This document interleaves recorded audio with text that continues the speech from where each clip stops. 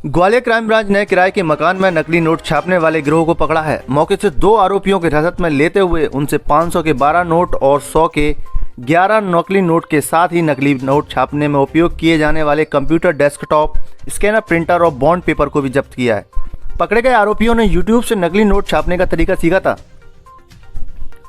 Gwalior SSP Amit Sanghi को मुखबिर के जरिए सूचना मिली थी कि माधोगंज थाना क्षेत्र के कृष्णा कॉलोनी में एक कमरे के अंदर नकली नोट छापे जा रहे हैं। सूचना के आधार पर मौके पर क्राइम ब्रांच की टीम ने पहुंचकर दबिश दी तो मौके से 2 युवकों को 100 और 500 के नकली नोट छापने के बाद कटिंग करते हुए दबोच लिया। पूछताछ में दोनों आरोपी ग्वालियर के रहने वाले बताए गए हैं, जिनमें बंटी कुशवाहा ठाटीपुर और मनोज कुशवाहा पुरानी छावनी का रहने वाला है।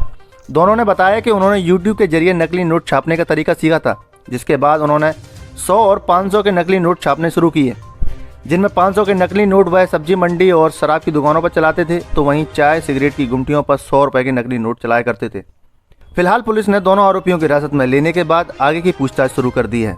Bureau report, Madhyanchal today digital.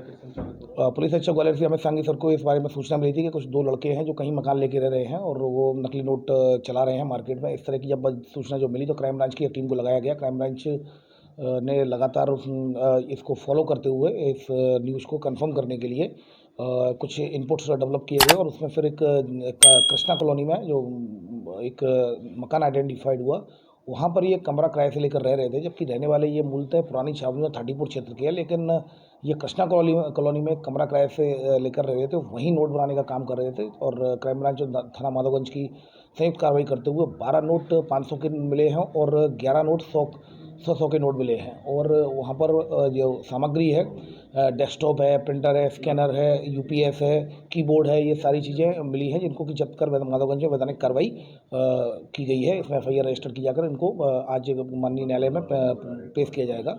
इसमें जो इनसे पूछताछ की गई तो इनकी तरफ पूछताछ में ये बताया गया था कि ये जो नोट हैं ये 100 रुपये के नोट ये सिगरेट, बीड़ी और गुटखा इसमें इस्तेमाल करते थे, जिससे कि 50 रुपये का कोई सामान लेना हो या 60 रुपये, 70 रुपये, इस तरह से उसका इस्तेमाल करते थे। बाकी 500 रुपये का जो इस्तेमाल करते थे वो शराब की बोतल खरीदने में करते थे। अभी फ़िलहाल इनसे और पूछताछ की जाकर इनके बारे में पता लगाया जाएगा। अभी फ़िलहाल इन्होंने प्रारंभिक पूछताछ में ये बताया कि एक दिन के लिए वो 3-4 हज़ार रुपये के नोट निकालते थे और उनको खर्च करने के बाद अगले दिन फिर वैसा ही काम करते थे। अब इनकी बात में कितनी सत्यता है, पीआर पर लिया जाकर इनसे और विस्तृत पूछताछ की जाएगी। कहीं ऐसा तो नहीं है कि दूसरे जिलों में और कहीं बाहर भी ये नोट चला रहे हैं। कितने दिनों से कर रहे थे?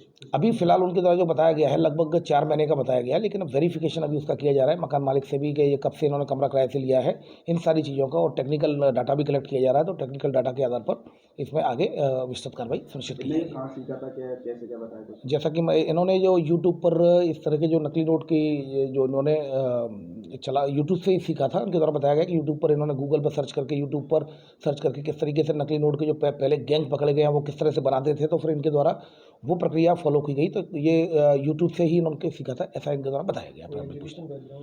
अभी फ़िलहाल ये दोनों ही पढ़े लिखे नहीं हैं, दोनों बहुत ज़्यादा पढ़े लिखे नहीं हैं, लेकिन चूँकि इनमें यूट्यूब से और इनसे जो सोशल मीडिया के माध्यम से इनके द्वारा ये कहीं ना कहीं से इन्फॉर्मेशन ली जाकर और इन्होंने ये प्रयास किया, जिसमें शुरुआत में वो सफल रहे तो इनकी हिम्मत बढ़ती चली गई। अभी फ़िलहाल इसमें और पूछताछ करने के बाद ही और स्थिति स्पष्ट हो पाएगी। अगर आपको हमारे वीडियो पसंद आ रहे हैं तो चैनल को सब्सक्राइब करके घंटे के बटन को दबा दीजिए, ताकि आप तक सारी खबरें समय से पहुंच सकें। धन्यवाद।